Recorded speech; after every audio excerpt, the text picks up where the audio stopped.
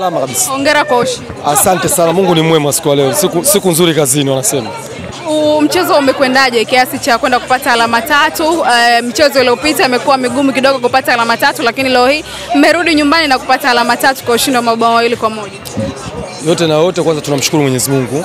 Watu wote kutoka salama, na pia tuwape pole. Kuna mchezaji alipasuka timu yetu wa timu pinzani, lakini ndio sehemu ya maisha ya mpira. Imetokea, Mungu atamjalia, atarecover. Lakini nadhani mkiangalia tumekuwa tuna rekodi sio nzuri sana kwa Dodoma. Kwanza furaha yetu tumemfunga Dodoma.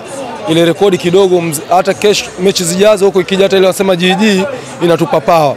Lakini mechi ilikuwa ngumu. Na mechi inakuwa ngumu kwa sababu tunaelekea mwisho wa msimu. Kila mmoja leo hii utasema Dodoma labda hawezi kushuka, lakini naye pia anapambana kwenye nafasi iliyo nzuri, kwa sababu ukimaliza sehemu nzuri unakuwa ni rahisi kupata hata sponsor. Kwa hiyo kwa upande wetu sisi tunashukuru Mungu tumepata matokeo. Hatutojali kama tulikuwa tuna mchezo mzuri au mbaya, lakini mwisho wa siku malengo ya klabu kama yamefanikiwa, tumepata pointi 3. Kwa hiyo ndio jambo sisi tunamshukuru Mwenyezi Mungu. Na kwa namna ambavyo mmepata alama 3, matumaini ya kuendelea kusalia ligi kuu yamebaki kwa asilimia ngapi, ukizingatia mlikuwa kwa nafasi ambao sio nzuri? Bado tuna michezo migumu. Mchezo unaofuata ni mchezo dhidi ya Simba. Tunacheza na moja ya klabu bora kabisa Afrika.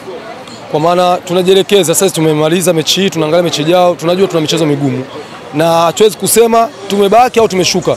Bado tunahitaji pointi ili tuweze kuwa salama zaidi. Naamini kwa jinsi nikiangalia msimamo ulivyo, tunahitaji tupate pointi si chini ya 6 ili kuwa yani usiingie kwenye pressure yote. Sisi tumebakiza michezo takriban 4. Tuna mchezo mmoja tu wa nyumbani dhidi ya Simba, mingine yote ni ugenini. Lakini kwa kipindi kama hichi huwezi kusema ukamwombea mwenzako dua nzuri.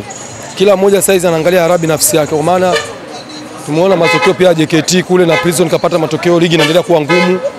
Kwa hiyo sisi tunajielekeza katika mchezo ujao kupata matokeo, kwa sababu mwisho wa siku matokeo ndo alama ndo zitatufanya baki kwenye ligi. Kwa hiyo bado tuna kazi kubwa ya kuweza kuibakisha timu, kwa sababu ndio malengo ya klabu. Kwa sababu hatuwezi kusema tunahitaji nafasi ya ngapi, malengo ni timu kubaki. Kwa mimi tuna asilimia kuanzia 75 kwenda juu kubakisha timu. Kwa hiyo na mimi tutakuwepo msimu ujao.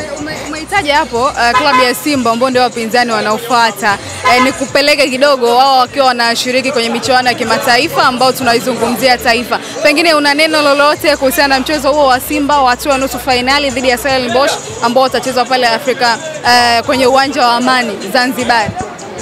Kwanza sisi mimi kama mchezaji, kama klabu tunaipongeza Simba. Ni hatua inaifanya nchi yetu kupiga hatua.